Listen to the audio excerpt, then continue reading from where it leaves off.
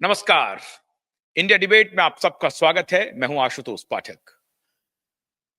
दोस्तों, जैसे जैसे 5 फरवरी का दिन करीब आ रहा है, महाराष्ट्र में कुछ लोगों की नींद उड़ती जा रही है। हमारे विश्वस्त सूत्र जिस तरह से खुलासे कर रहे हैं, वो खुलासे अगर सही साबित हुए, और उसमें सही नहीं साबित होने का कोई सवाल नहीं है, क्योंकि जहां से हमें ये सूचना मिलती है वो सूचना बिल्कुल पुख्ता होती है और अब तक सारी सूचनाएं सही रही हैं। तो हमें यह सूचना मिल रही है कि महाराष्ट्र में बहुत सारे लोगों की नींद हराम है, और उसमें सबसे पहले पायदान पर ठाकरे परिवार है। उद्धव ठाकरे और आदित्य ठाकरे दोनों पिता पुत्र की नींद हराम है, क्योंकि 5 फरवरी बस अब आने ही वाला है। जनवरी बीतने वाला है। जनवरी का ये आखिरी सप्ताह चल रहा है। 5 फरवरी जो पहला सप्ताह है, 2025 फरवरी का पहला सप्ताह लोगों की नींद उड़ा दी है। क्यों उड़ा दी है साहब? ये तो जानना बहुत जरूरी है। इसलिए कि 22 जनवरी को मुंबई हाईकोर्ट में जो सुनवाई हुई, उसमें साफ साफ कहा गया कि आप अपनी सारी तैयारी के साथ नेक्स्ट डेट में अपीयर होइए और अभी कुछ भी मत बोलिए, क्योंकि आप इस पीआईएल में आरोपी हैं। आपका बोलना अनुचित है। आप कुछ मत बोलिए, अपने मुंह को बंद रखिए। आदित्य ठाकरे के वकील को माननीय अदालत ने यह निर्देश दिया। साथ ही साथ यह कहा कि जो कुछ भी बोलना है अगली तारीख में अपनी तैयारी के साथ आइए।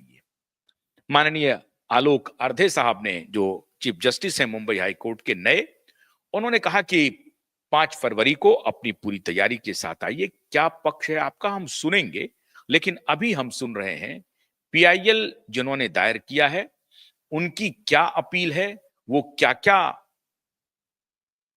एप्रीहेंशन उसमें शो कर रहे हैं, या कोई जो गंभीर आरोप लगा रहे हैं, उस आरोप को सुनना हमारी जिम्मेदारी है, क्योंकि ये पब्लिक इंटरेस्ट लिटिगेशन है।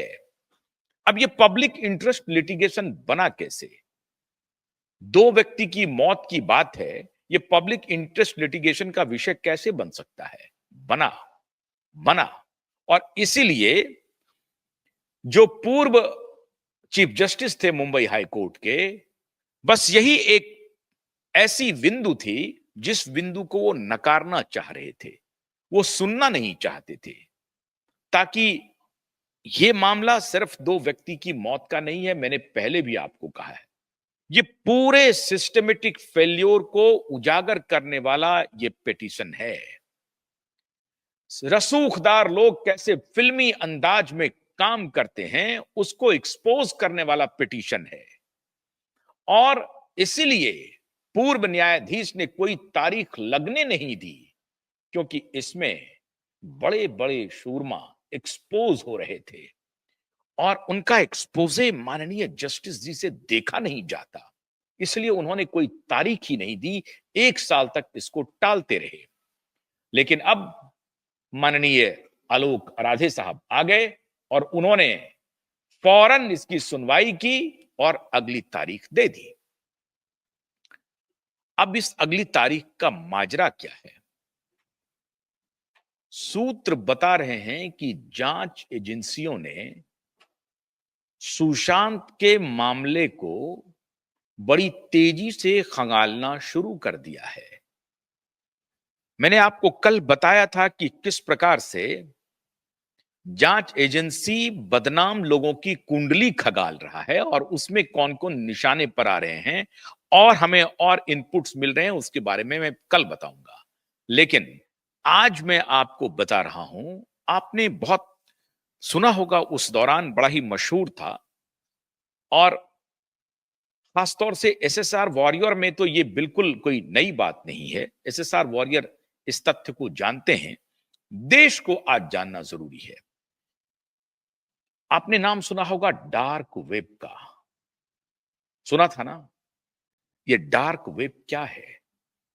डार्क वेब का मतलब है ऐसा वेब प्लेटफॉर्म जिस प्लेटफॉर्म पे एक व्यक्ति दूसरे व्यक्ति को सर्च कर सकता है, देख सकता है, दूसरा फिर उसको सर्च कर सकता है, देख सकता है। ये अब आप कह सकते हैं ऐसे प्लेटफॉर्म तो बहुत सारे हैं। आप व्हाट्सएप पर भी आप जिनको कॉल करेंगे उन्हीं को देखेंगे और जिनको आपने कॉल किया है वही आपको देखेंगे। लेकिन ये एक ऐसा वेब है जो प्रचलन में नहीं है। ये खास चीजों के लिए असल में ये बनाया गया है, लेकिन कुछ लोगों ने इसे अपने इस्तेमाल के लिए भरपूर इसका इस्तेमाल किया, अपने फायदे के लिए, अपनी जानकारी के लिए। और उसमें जांच एजेंसी इस दिशा में कुछ तहकीकात शुरू कर दी है। जांच एजेंसी को लग रहा है कि ये डार्क वेब की कहानी थी क्या? कौन किस घटना को कब क्यों देख रहा था? कौन किस घटना को कब और क्यों देख रहा था? क्या कोई देख भी रहा था या नहीं देख रहा था? क्या ये फजूल कहानी है? ये सिर्फ एक मिस्टीरियस एक नैरेटिव है? नहीं, नहीं।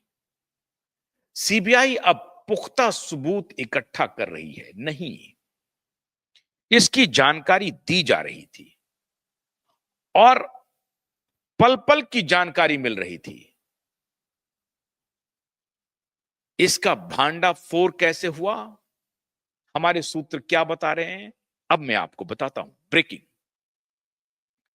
आपको याद होगा सिद्धार्थ पिठानी का बातचीत।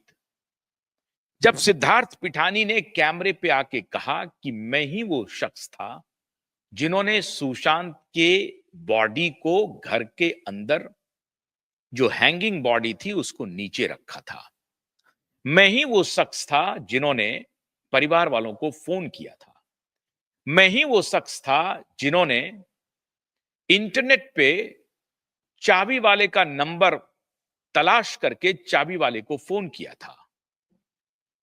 अब इस पूरी घटना की सबसे मजबूत कड़ी, जब घटना ये घट गई है उसके बाद की कड़ी तो बहुत सारे हैं, अभी उसमें आएंगे लोग।